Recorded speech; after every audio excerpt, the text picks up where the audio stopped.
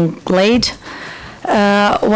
This is the, let's say, Đoković, our swimmer, Beijing silver medalist, this year European gold. Mr. Vlade Divac, our NOC president.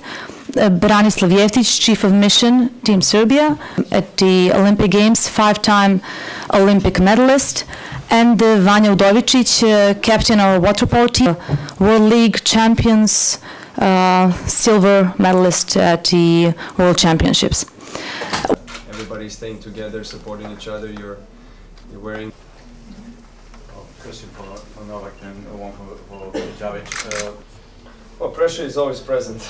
You know, I think for every professional athlete that sits here and the ones who are being a part of the Olympic, manage the situations that you are in.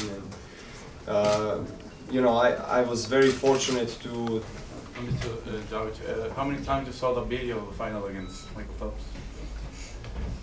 Before the last Olympic Games, and there was I won an Olympic medal, and it didn't bother me as much as it seemed to have bothered so many other people.